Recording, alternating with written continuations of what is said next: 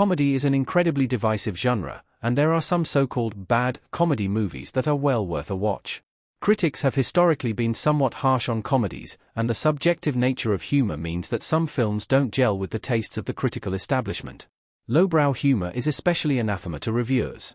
Because of this, many excellent comedies have been panned throughout history, despite positive reactions from audiences.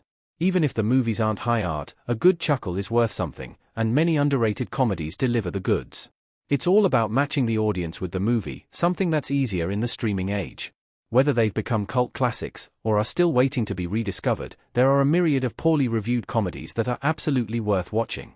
Some have side-splitting laughs, great casts, or clever ideas, and those positives make up for whatever shortcomings that critics see in the films. They aren't perfect, but they sure are hilarious. 1941, 1979. Despite combining the talents of Steven Spielberg, Robert Zemeckis, and Bob Gale, 1941 is one of Spielberg's only cinematic failures. Set in the titular year, the film follows a group of overzealous Californians who are determined to protect their state from a potential attack. The movie has a fun, anarchic tone, and Spielberg's signature touches are all present. 1941 was almost universally panned, and only holds a 39% on Rotten Tomatoes. However, many bad reviews miss the point of the cinematic spectacular. Everything is larger than life and weird, and the performances of John Belushi and Dan Aykroyd are worth the price of admission. 1941 isn't about the story, it's about gleefully embracing chaos. Transylvania 6-5000, 1985. Transylvania 6-5000 was destined to become a cult classic from the start, but the tongue-in-cheek horror comedy is still wildly underrated. The story concerns a pair of tabloid reporters who travel to Eastern Europe to investigate a man-made monster. What follows is a loving and hilarious tribute to classic Universal monster movies. Jeff Goldblum and Ed Begley Jr. are a brilliant comedy duo, and the film combines goofball humor with absurdist storytelling. Critics hated it back in the 80s, but it was a modest financial success. It hasn't quite gained cult status yet, but its surreal humor and horror references are fun, and it has some genuinely hilarious moments. Nothing But Trouble, 1991.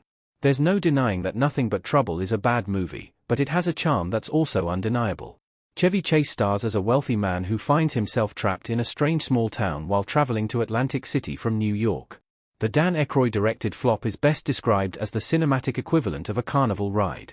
The production design is stellar, and the movie is so unabashedly strange that it becomes humorous. A surprise appearance from hip-hop group, Digital Underground, gives it a distinctly early 90s flair, even if it's unflinchingly cheesy. It's worth watching to see what happens when a comedic genius is given freedom to do whatever he wants. Ace Ventura, When Nature Calls, 1995. The wild success of 1994's Ace Ventura, Pet Detective necessitated a sequel, so When Nature Calls was released a year later. Leaving sunny Miami behind, Ace is dispatched to Africa to help recover an extremely rare bat that has been stolen. For a rushed sequel, When Nature Calls actually captures a bit of the magic from the original. With 23% on Rotten Tomatoes, it's clear that the Jim Carrey sequel was not popular with critics. However, its box office numbers told a different story, and the movie certainly didn't disappoint fans. Though clearly worse than its predecessor, When Nature Calls has some iconic moments, and is worth watching to see Carrey at the height of his comedic powers. Dirty Work, 1998. The late comedian Norm Macdonald struggled to find a place in mainstream Hollywood, and his only starring feature film vehicle got terrible reviews. Dirty Work stars Macdonald as a down-and-out man who opens a revenge-for-hire business to make money. Combining 90s slacker movie tropes with dark comedy, Dirty Work is actually brilliant. Dirty Work was the first film directed by Bob Saget.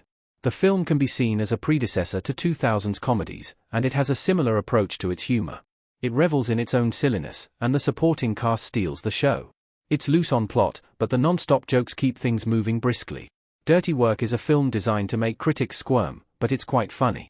Idle Hands, 1999. As the 1990s was drawing to a close, Idle Hands arrived as one last example of the cultural zeitgeist of the period. The slacker horror comedy concerns a teen whose hand becomes possessed by a demon, causing his life to fall apart. It doesn't skimp on its horror elements, and is surprisingly gross for a comedy. Idle Hands pokes fun at slackers, and its name is taken from a famous phrase about loafing. With a sub-20% score on Rotten Tomatoes, Idle Hands was not popular with critics. While some of the critiques are valid, many reviews miss the point. Its bombastic horror is supposed to be funny, and it's an excellent blending of its genres. Stroker Ace, 1983. Burt Reynolds and Hal Needham made several films together, but the stock car racing comedy, Stroker Ace, is overlooked. A cocky NASCAR driver accidentally signs a horrible contract with a new sponsor, and must suffer a series of indignities on and off the track. The movie has Reynolds at his best, and Needham's signature eye for stunts. Critics immediately rejected the rednexploitation movie out of principle, and its unwavering goofiness caused many to poo-poo the film.